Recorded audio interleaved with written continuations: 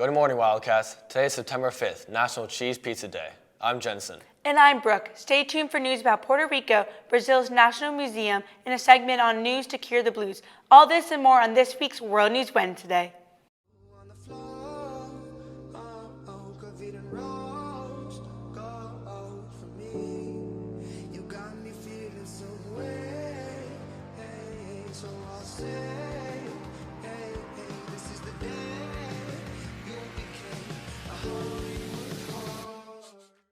The death toll of Puerto Rico in the aftermath of Hurricane Maria, which was once reported to be 64 deaths, has now been released to be 2,975 deaths attributed to the storm. This number, however, is just the beginning, and the toll is expected to grow to be possibly 4,000. This is due to the miscalculation of including only first-phase storm-related deaths, where people are harmed directly by the storm. The lack of electricity and transportation in the aftermath of the storm led to a lack of ability to get people to the treatment they need. These factors contribute to the ongoing crisis Puerto Rico is left to deal with.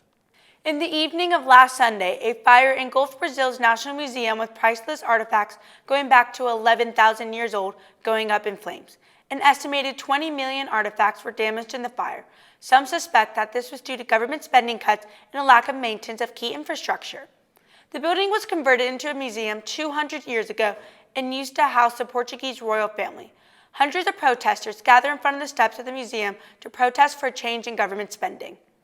On Monday, about 65,000 people attended an anti-racism concert in Chemnitz as a response to the far-right protests last week.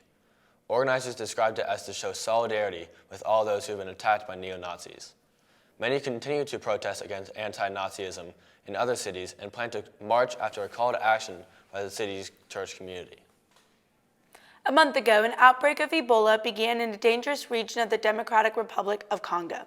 This outbreak, which soared to over 100 cases, has now shown signs of fading. More than 4,000 vaccines have been given, and the government feels hopeful enough to allow schools in the area to reopen.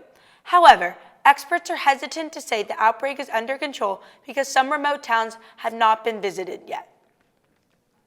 Now stay tuned for the new weekly segment, News to Cure the Blues. Thanks, guys. Vilma Wong, a nurse at the Lucille Packard Children's Hospital in Stanford, California, recently reunited with someone very important to her, Brandon Seminator, a 28-year-old man who was once a premature baby who she helped nurse back to health after he was born at only 2 pounds. Seminator spent 40 days in the NICU as an infant, but checked out at 5 pounds and 2 ounces.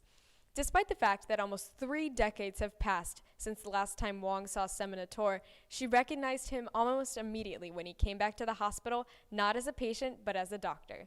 Stay tuned next week for more uplifting stories like this. Back to you. Thanks, Ella Grace. Now to school news. The first National Honor Society meeting will be held today in the East Cafeteria at 1:20 p.m. This meeting is for current NHS members only. Seniors, you must print out and return the 2018 Science National Honor Society application along with a copy of your transcript to Mr. Mahoney in room 862 today. Please see Mr. Mahoney with any questions. Wildcats, you have a task to complete right now and it will take about 30 seconds.